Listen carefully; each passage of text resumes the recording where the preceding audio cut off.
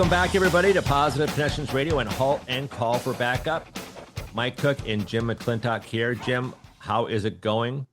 Going great, Mike. It's going great. How are you doing? I'm doing great. It's another great day, and we are going to pick another word here. What do you think about that? We are going back to Michael Cook's positive word jar. Yep, and it's right here. The jar never lies. All right. Pick one and then talk about it and see what we come up with. It's very possible it's already in the show title right now. And I haven't even made the title yet. Isn't that I know, right? That's the amazing thing about it. I don't know how you're going to create the title, but it's going to happen. It might have something to do with this word. You want to pick it? Mm-hmm. Here we go. It's that one right there. Can you grab that? It's just my hand. It just hit the lid. How about that one right there? I should have gone. Ouch. All right. Here, give it back to me now. All right. Thanks, Jim. Yeah. Can you read it? I don't know how we did that, but we did it. The miracle of podcasts. That's why it's coast to coast with Mike Cook and Jim McLintock, man. We just reached across the coast. Look what I got. What'd you get? Community. Oh my gosh. Is that great or what? Do you want to start? That's the title, Community. No, that should be what? That should be what? That should be the title. You got it. All right. Well, maybe it probably will be Community. Something like that. Jeez, perfect. The first thing that leapt to my mind. What was it?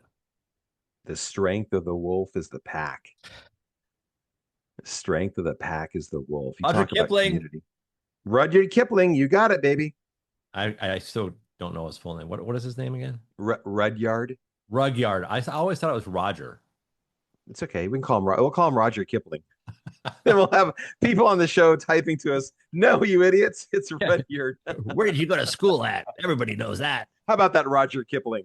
Oh, good old Roger.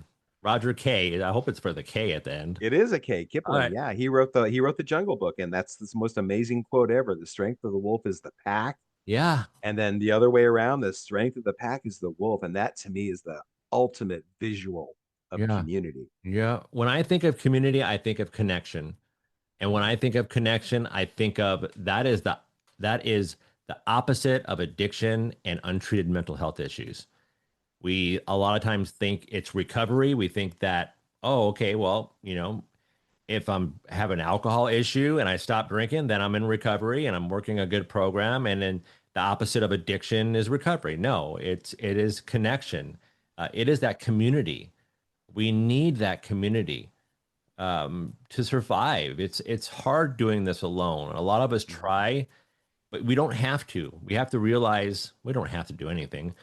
I strongly suggest we realize that having help, asking for help, receiving help, most of us will help anybody, strangers and all, especially, the first responder realm. We're trained and we go into that profession. That's why we get these jobs. We don't just all of a sudden acquire it like, oh, I'm a cop now. Now I get to help people.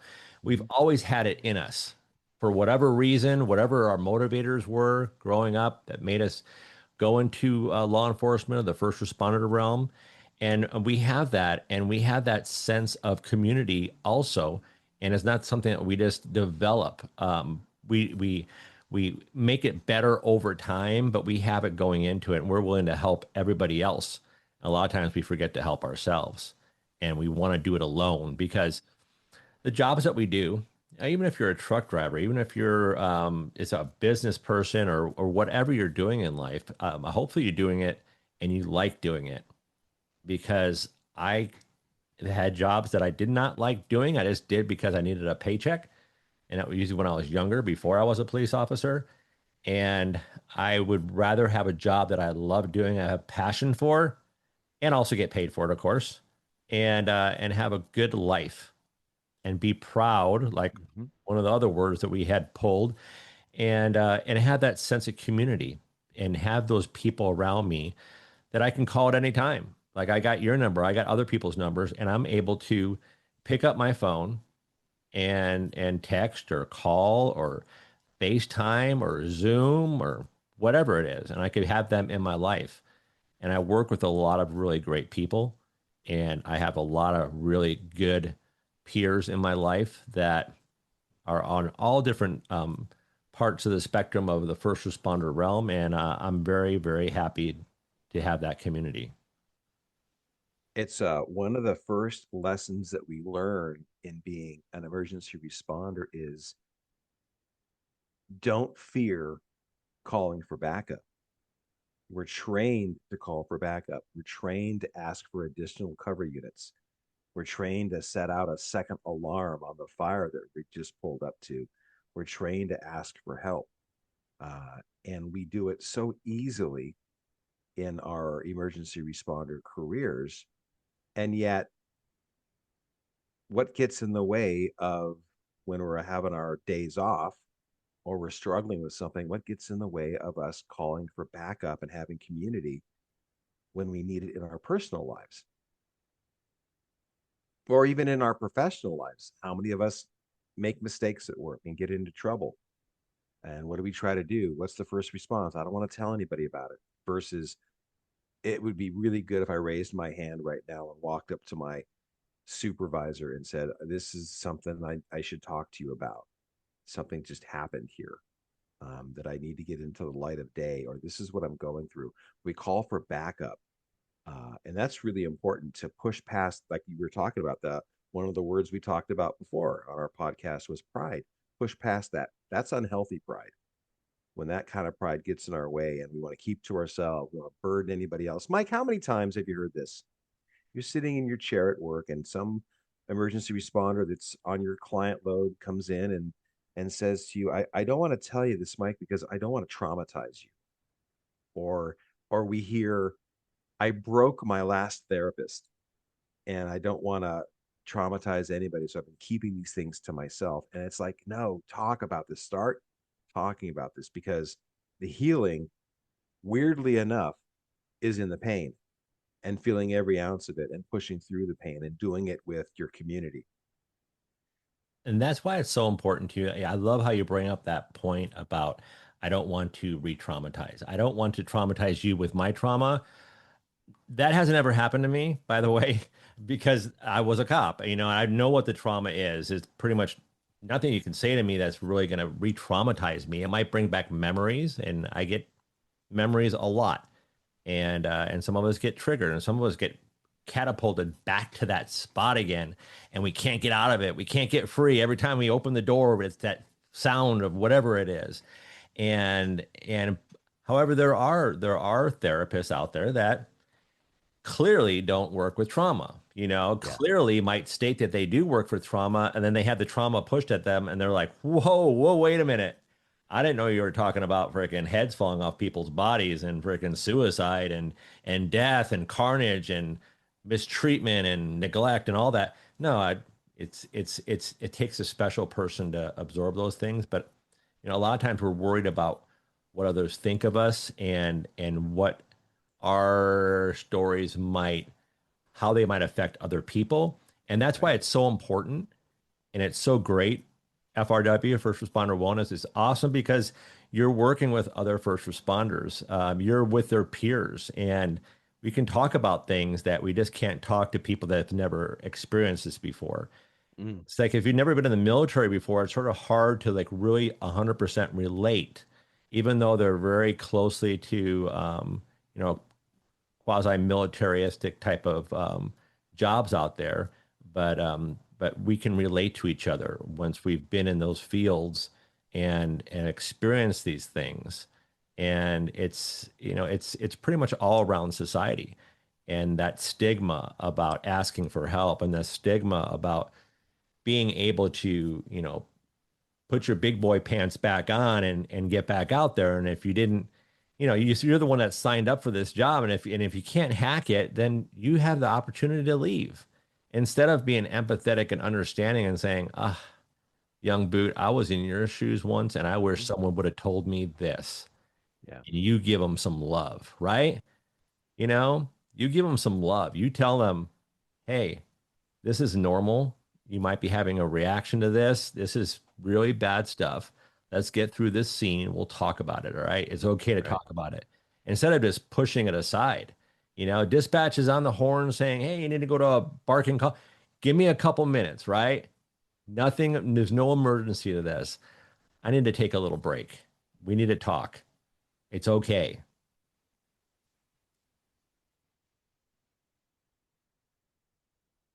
Some of the best supervisors, partners, trainers that I ever had were the ones that were shoulder to shoulder with me from day one, and having those real learning conversations, uh, and the reality of the situation. Jim, how do you feel about this call? And my first response is, oh, no big deal. And then the supervisor or the trainer says, scared the shit out of me, you know? And I was like, yeah, it really was. It really was a deal, and then to have the ability to have those conversations one on one without any fear of, judgment or anything else that goes on. But to be real about this is a tough job. It's only getting tougher. I thought my generation of lifeguarding and police officering was tough enough. They just keep adding more and more stressors to it. Just, welcome to the planet. This is the way it goes as technology changes and social uh, media changes. Everyone's on point, and it's a tough career to be in, especially now. I don't know what's going to happen next year, but it's a hard career to be in. But you know what else, Mike? It's a dang beautiful career to be in too. There's nothing better. Talk about community. There's nothing better than to get a call in the middle of the night, and someone needs help.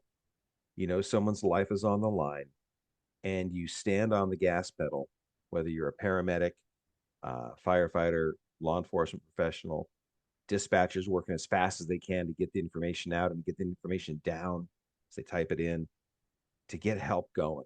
Because we all know there's a serious time clock ticking. What's the average? About 4 minutes from the time the call gets in to the time it gets dispatched out and you're on your way.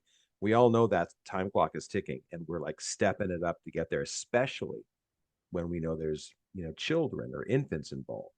Uh, that's a beautiful part of community to me. Is I don't know who you are. I don't know if you like me or don't like me. I don't know what your politics are. I don't care.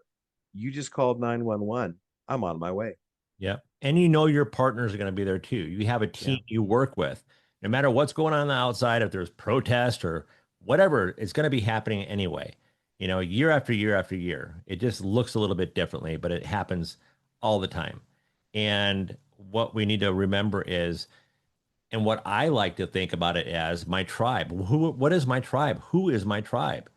It doesn't just consist of my immediate family, my blood relatives, right?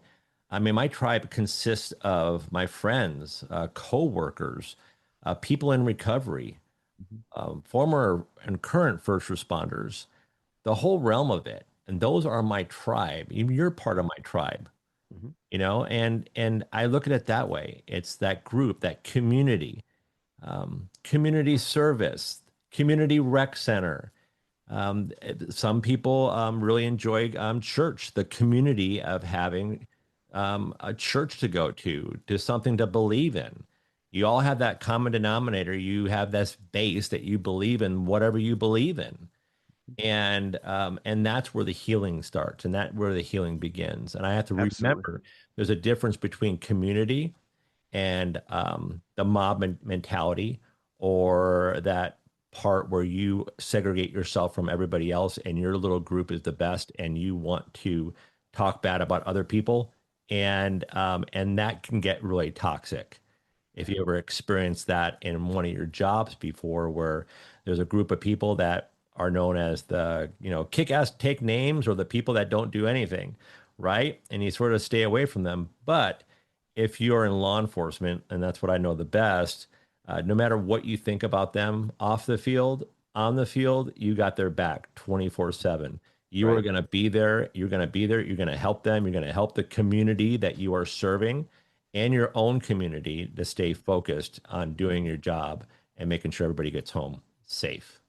And Mike, on that part too, part of being in the community is raising your hand with courage Hmm. and talking to your partner, talking to a coworker when things aren't going well, that you notice something going on. It's not going along to get along. It is having the courageous conversations in a gentle way. Like what do I say with a client in session? Hey, you know what? I hear what you're saying right now. Mike, what do you need from me right now? How can you take wisdom from me? Do you want me to dance around the barn a little bit, or do you want me to give it to you direct? And most Right. everybody says, give it to me direct. And you remember when Chris Logan from First Responder Wellness was on our show?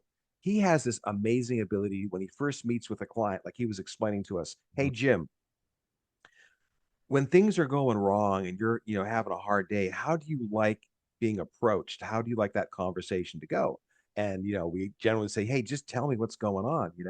And so then Chris remembers that. So when things go sideways with the client or something's going on, he approaches them and goes, hey, Jim, remember when I first met you? Remember when I asked you, hey, if things aren't going well, how do you like me to approach you? You said, be direct. This is that moment. And Yes. I love how he does that because it's got grace and mercy, but it's also honest and real. And it keeps the person's ego intact, if that makes sense. I'm not on attack here. I have to talk to you about something.